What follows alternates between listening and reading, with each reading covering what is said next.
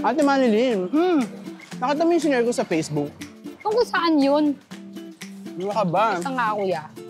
Merong isang pamilya sa Pasig na laging nagbibigay ng tulong. Oh. Minsan, nagpapa-feeding program sila.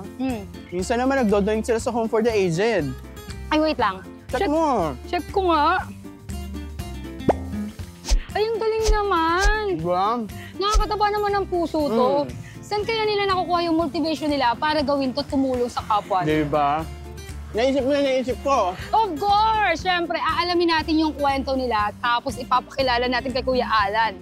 So, tara, puntahan natin sa Let's top go! Kay Kuya. Thank you so much, Kuya.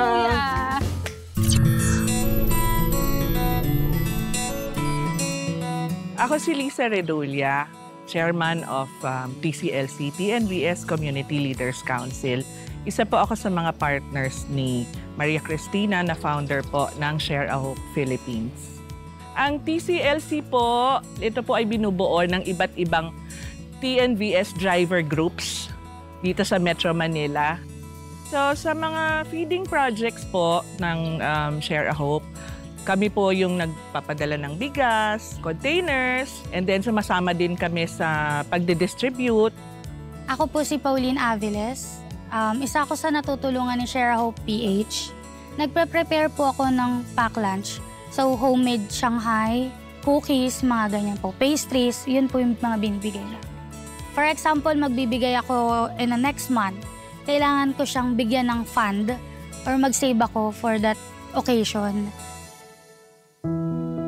Nag-start ang aming partnership. Ilang taon na po ang nakakaraan. Siguro meron na pong 8 years, 7 years. Ang Share a Hope, it's founded on family love. Kung ikaw ay merong tunay na pagmamahal para sa pamilya sa puso mo, lahat ng tao itatrato mo po bilang pamilya. Nakatulong si Share a Hope sa mga binibigay niya na mga goods or products. Like nung mga pang-pack meals ko po.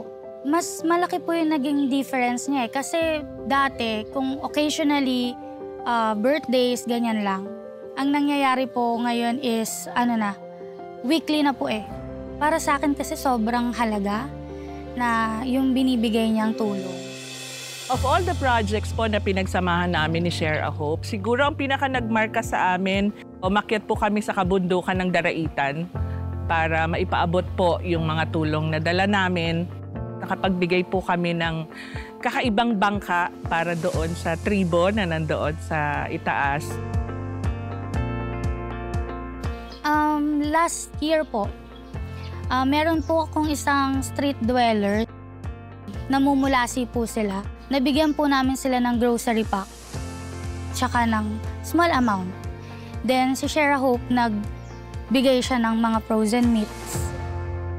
Kami po ay nagpapasalamat sa TCLC, sa Share a Hope PH, kay Ma'am Cristina at sa buong Bernal family para po sa pagkakataon na makatulong sa kahit na anong paraan na kakayanin namin. It's our pleasure always po na makasama sa lahat ng gawain nila para makatulong sa kapwa. Nagpapasalamat ako kay Miss Maria Cristina sa Share a Hope dahil sa sobrang big opportunity na ma-spread ko yung advocacy niya rin sa ibang lugar. Sabi nga po is, tayo yung meron, tayo yung nakakakita. Siguro kahit konti, pwede naman tayong mag-share. Kahit na hindi malaki, bigay mo sa kanila. Nandito po tayo ngayon sa Santa Lucia, Pasig City para kilalanin si Nanay Cristina at ang buong pamilya Bernal. Tara! Uy, ito pala. Oo nga, kita mo, naabutan pa natin silang po. nagpapa. Ako pala si Maganda. Nico. Ayan, hello po. Good Ako po morning. naman si Mandy. Yes, so ito po pala ang Share a Hope PH. So curious po kaming malaman kung ano ang Share a Hope PH. Pero bago po natin pag-usapan yon, pwede po bang pagkwentuhan muna natin ang family niyo po? Okay po ba yan? Okay. Nanay Cristina, I've heard po kasi na isa po kayong solo parent. Gaano po kahirap para sa inyo na itaguyod po yung 6 niyong anak. Tapos eto po, may gawain pa po kayo ng pagtulong sa kapwa. Mahirap talaga pero na-bless naman ako na may trabaho akong maayos. At saka nagsusupport din naman yung father nila. So kahit papano, nagtutulungan. kinakaya siguro sa tulong na rin ng Diyos. Opo. Ma'am Christina, may napagdaanan na po ba ang family nyo na talagang sumubok sa relasyon yung pamilya at mas nagpatatag pa? Actually, may thalassemia ako. So, okay. na-transfer ko yon sa dalawang daughter ko. Blood disorder siya So, konti yung red blood cells. Okay. So, si Apple, na-ano na siya na-transfuse na siya, naging serious yung pag-discover ng thalassemia niya. So, we almost lost her.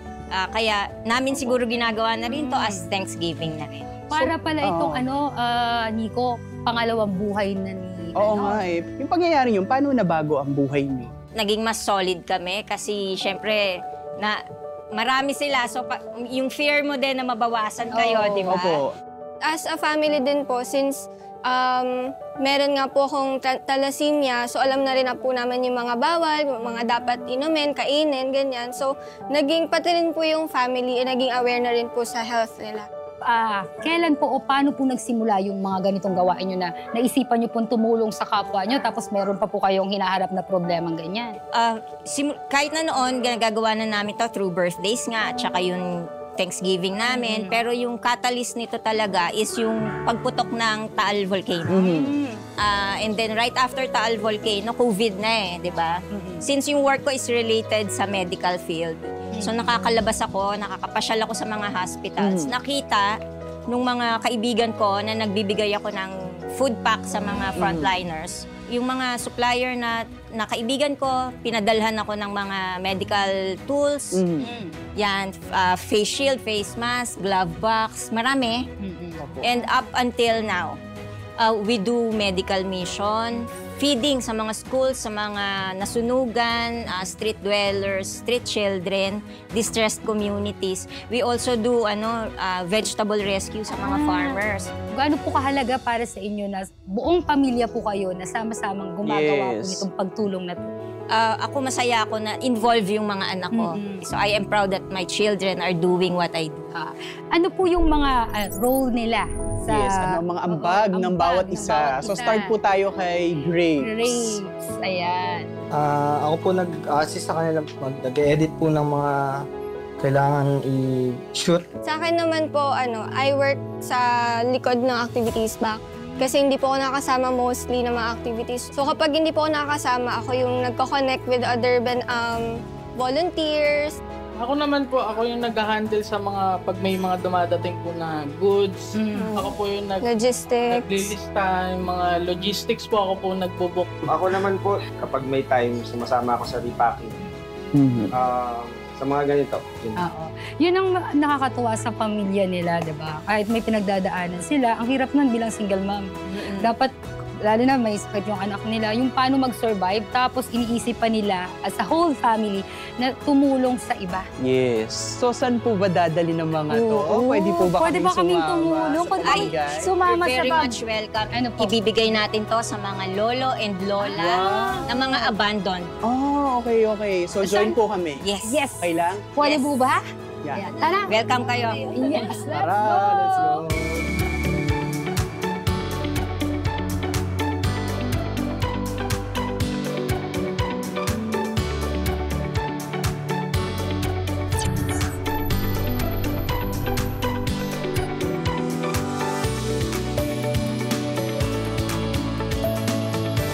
Ay, alalay tayo.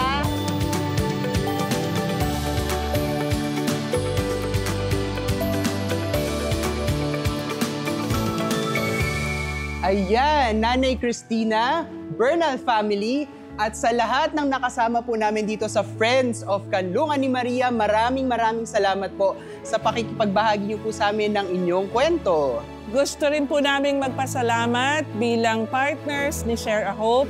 Thank you for the opportunity to help habang buhay namin itong i-cherish lahat. So maraming salamat po. At dahil po dyan, meron pong nagpadala ng sulat para po sa inyo. Basahin niyo po. The family that prays together, stays together. Alam nating lahat ang mga katagang naiyak ako. Pero para sa inyo, hindi lang pananalig sa Diyos ang nagbubuklod sa inyo, kundi ang pagmamahal nyo sa isa't isa at maging ang pagmamalasakit nyo sa kapwa. Maraming salamat sa inyo dahil hindi lang kayo gumagawa ng kabutihan, nagbibigay din kayo ng pag-asa. Kaya naman kasama sina Tito Boy at lahat ng bumubuo ng Cayetano in Action with Boy Abunda, lubos kaming nagpapasalamat sa inyo. Nagmamahal, Kuya Alan Cayetano. P.S. Maaari ba namin kayong maimbitahan sa studio para sa personal na pasasalamat? Yeah! Parang ito yung yung reason ng pagtutulong. Parang yung na-acknowledge. Masaya ako. Tinatanggap niyo po ba ang imbitasyon nila? Tito Boy? Yes! Sasama po ba kayo? Kasama. Let's go! Let's go! Kasama natin si Cristina at ang pamilyang Bernal. Paborito natin tong segment, yung salamat. Because we meet the most interesting people who give more than they take. Cristina at sa buong family, welcome to the show. Thank you po. So dito sa part ng show, we say salamat to people who go an extra mile, take the extra step, that's the sacrifice, no? Ang balita ko, hindi na kayo nag-usual birthday na blowout, regalo, party. Ang usual birthday nyo na ay We do feeding. feeding programs, no? And then, paano nyo pinipili yung beneficiaries? Usually po, dahil nga sa, una street dwellers, street children, hanggang sa may mga nagtiwala na. Ngayon po, ang ginagawa namin sa public schools naman po. Usually, pag birthday, ikaw ang kumukuha ng regalo. This time, ikaw nagbibigay. Anong nafe-feel nyo? Self-fulfillment. Masaya po, sobra. Iba po yung saya pag yung napapagod ka sa umpisa po. Pero yung palitan nila ng magandang ngiti, saka yung isang salitang salamat, yun po, nakakagaan po ng pakiramdam sobra. I'm happy you used that word kasi nga, sincerely, no, in behalf of Cayetano in Action with Boy Abunda, with all of our partners, we want to take your whole family, we want to say salamat for what you're doing and for being an inspiration to others. So, may bibigay kaming konting pasalamat lang sa inyong next outreach, this 10,000 pesos. But more than this, we want to partner. Tanggapin nyo naman. Ay, maraming salamat po. Thank you so much Thank you po. so much Maraming to salamat po. everyone. Meron po kaming Facebook page. Share a Hope PH po. Pwede po kayo mag-message through our Facebook page. Kung gusto nyo po sumama sa amin sa mga activities, pwede po kayong mag-volunteer, join us in our different activities po. Thank you very much. God bless you. Thank you so much.